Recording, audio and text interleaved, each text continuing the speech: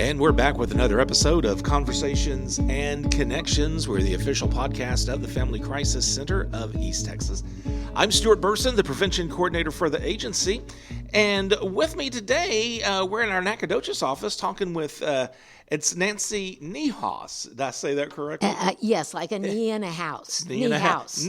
Easy. Okay, I was throwing a little German in there, I guess. Yes, it is German, but... Niehause. Okay. So Nancy Niehause, and she is with an agency, I'll have to admit, I'm not that familiar with. It's the 21-7 Association, but Nancy's here with me today to kind of talk about what they do and their cause and philanthropy and such. So first of all, Nancy, thank you very much for agreeing to do this. Well, thank you for having us. I appreciate this. You're a brave soul. Yes, thank you. I hope it's thank you. Oh, of course. Okay.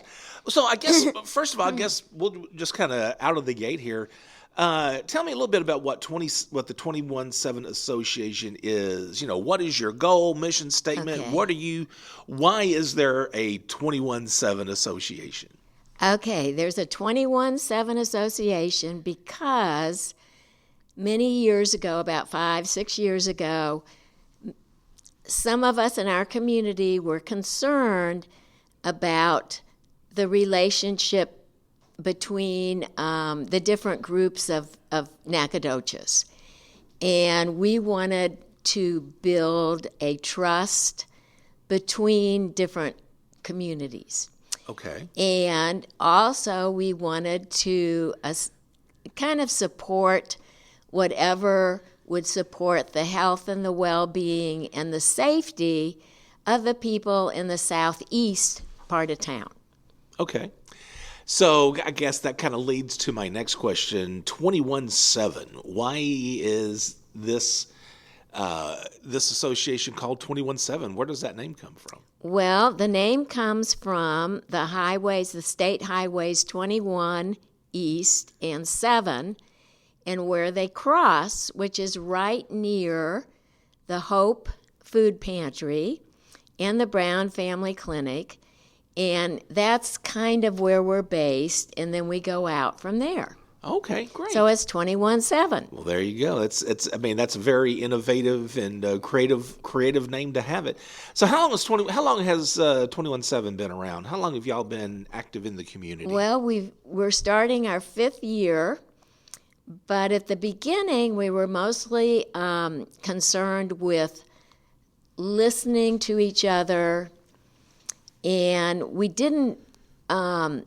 weren't actively doing things. We wanted to establish, as much as possible, a feeling of trust and community.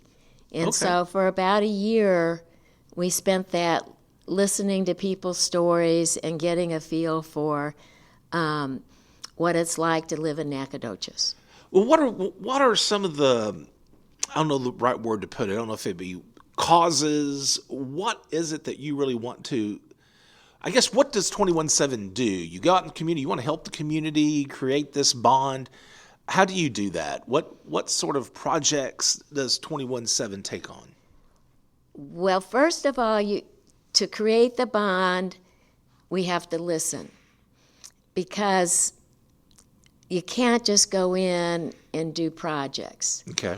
And so we have to listen, and we have to be open so that members of the community will come to the meetings, okay, so that it's not just kind of outsiders. And so that takes a very long time, but some of the things that we have done, which is to give people a voice and to let their voices be heard, is to have political forums in the 21-7 area.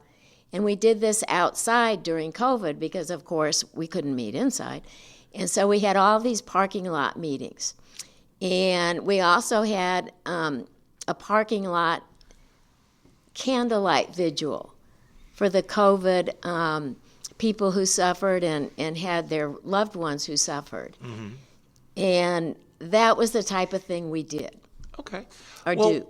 all right. Well, what you said your meetings? How often do you meet? Okay. And where do you meet? At this point, we're meeting at least once a month, and we meet at the Hope Resource Center. Generally, we meet on the third Thursday at 12:15 to 1:15. Okay. And we try to keep our meetings to an hour. And sometimes people just show up, and that's always exciting. Do you have a good turnout when you have the meetings? We have between 19 and 10. It just Depends. It just depends. Right, sure. And then we meet also with many other different groups. There's a new coalition in town, and that includes a lot of the organizations that work primarily with the African American community, but not entirely. And so that group has about 10 or 15 members. So Okay. we're connected with them, and we're connected with others. Sure. So I was introduced to you at the Nacogdoches County Coalition meeting, or the ADAC Coalition meeting, a week or so ago.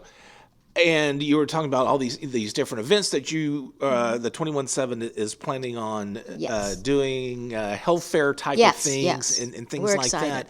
What is that something that you normally do? I guess what kind of activities is 21/7 involved with out in the community? Right now, some of the things we do is helping with other groups. Okay. So, in other words, there's a feeding program from the Shawnee Church, and so we help with that. Okay, so some things aren't just ours, but they're being supportive. Okay. But we are having a health fair, and this will be our first one, and this will be on August the 5th, and we are combining with another group that will be doing a backpack giveaway. So we will have doctors, and we'll have like blood pressure taken, blood sugars. There will be a Sure. few of those things. Right. And we're really excited about that. And then in October, we're going to have a safety fair where we will concentrate more on safety issues such as fire alarms and things like that. Right. And then in April, we're going to have a mental health fair. Okay, so you're kind of covering the whole Yes. gamut. I like that. This may be a difficult question to answer, but is there one particular issue or cause that 21/7 is really focused on, or do you just kind of take that holistic approach and just kind of cover your bases like you just explained, doing the health fair, the mental health fair, the safety fairs? Or is there one thing in particular that you, as an organization, you just really, really want to focus on? I would say the one thing we want to focus on is bridging the communities and having people involved in the city and having the city involved in all the communities. But the main thing is involving everyone together. Sure. How many of you are really heading up 21/7? I know you're involved. Is there other folks that are really involved in it on a regular basis? Right. I would say there's about 6 or 7 of us Okay. that are involved on a regular basis. Okay. And then there are other people that they'll come in for a while, and then they'll come back. I mean, it's not like they just Sure. leave, but they come in and come back. Right, right. If someone is listening to this and they say, you know what, I live in that area, or I'm a Nacogdoches resident, I want to do my part, I want to help out. Yes. Who can they contact? What can they do if they want to be involved in 21/7? They can call me, which may be the easiest, and my number is 936-553-6310. Okay. So that would probably be the easiest. But otherwise, we do have a Facebook page, and they can put something on that. Great. Nancy, were you involved in getting 21/7 started and getting it off the ground? What made you decide? You should never assume, folks. Never assume anything. Are you a Nacogdoches native? No. Where are you from originally? Originally from St. Louis. Really? Yes. How long have you been in East Texas or Nacogdoches? 17 years. Okay. Well, what prompted you to say, you know what, I want to do something with this community and do my part to help out? What made you decide to do something like that? Well, I was volunteering at Hope, which is a food distribution area, and I just kept noticing how many people were coming to pick up food who were sick. There's a lot of cancer, high blood pressure, diabetes, a lot of illness in this community. And I was concerned about these people and how they were connected with services and all. Right. And at the same time as that, in our national situation, there were quite a few very tragic incidents, such as at Ferguson, Missouri, etc. And so the two things just kind of were on my mind together. Okay. And then I thought, first of all, I don't want a situation to happen again like what happened in Minneapolis and Ferguson, etc. And I just felt like, and then I was concerned about the people who there just seems to be a lot of illness. And so I just put the two things together and thought people need to meet together and we need to help each other.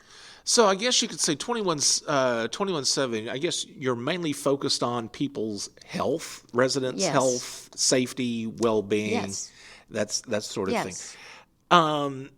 I'm very curious, you're from St. Louis, what brought you to East Texas? Oh, our daughter, we only have one daughter, and when we both retired, she was living near Timpson, now she lives near Lufkin. Oh, okay. And so we decided just to move I'm just always curious about when people are from such Yes. a long distance, what made you find East Texas? We're very happy. Have you always had a heart to serve the community? Have you always had this passion to do I can remember as a child I did. As a child, in fact, well, my daughter says I'm bossy, but anyway, I formed little communities with all the kids in our neighborhood. And we had like a post office. I mean, we were like a little community. And of course, I was the mayor. Of course you were. I mean, I can't help it. Well, great. Nancy, is there something that we need to talk about that we haven't discussed already about 21/7? Is there something else that you want to make sure listeners know about before we wrap things up? We really would like for people to come to our meetings or call and have us come to their meetings so that we can explain a little bit about the idea of building bridges and just working together. And I also want to let people know how rewarding it is and how it's slow work, but it's progress. Yeah. Yeah. We can see a lot of progress. Well, I think a lot of times things like this, it's not fast work. It does take time. And I think, especially if you want to do it well and do it correctly, it does take time.